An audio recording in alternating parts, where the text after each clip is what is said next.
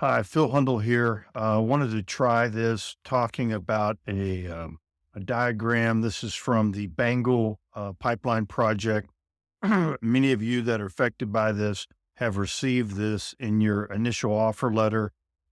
Final offer packets are going out now. I'll talk about that in a minute. But one thing to look at on these initial offer letters and the diagrams, very important when you receive something like this, and I've redacted out some of the more personal information on this, but you really want to pay attention to the area down here. Obviously, the legend talking about this area, which is going to refer to this is the temporary workspace, and then the route, the red line is the proposed permanent easement area or center line of the pipeline.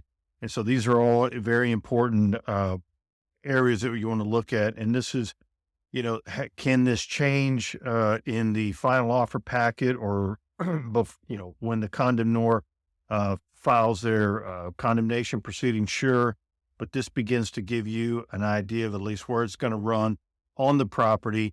Once again, how far it is from a road, uh, crossings with, over different creeks and whatnot. I mean, this is agricultural property, row crop. And so, how's that going to affect drainage? Definitely there's drainage when you see, different, creeks on one or both sides.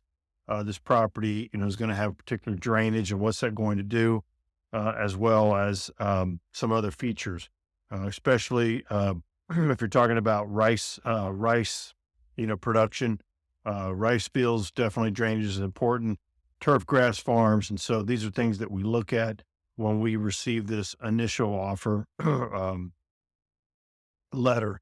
Also, things down here in the bottom to pay attention to, and I'll just kind of highlight is, they're going to mention the length of the center line and then put in acres the permanent easement area and then the workspace, temporary workspace.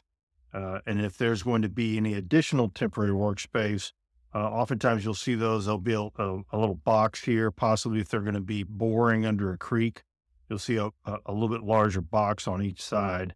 So those are things to pay attention to. Once again, pay close attention to the items down here. If your property is affected by a surface site, that's definitely something you want to know about.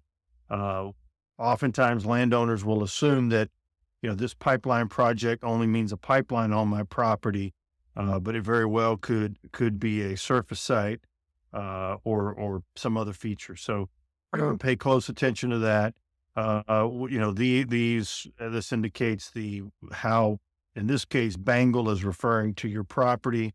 It'll have a code or reference number. That's oftentimes called the track number of the subject property. And the subject property is how, condemnors will refer to your property. So hopefully this is helpful information about what this initial preliminary diagram is all about in an initial offer letter from a condemnor.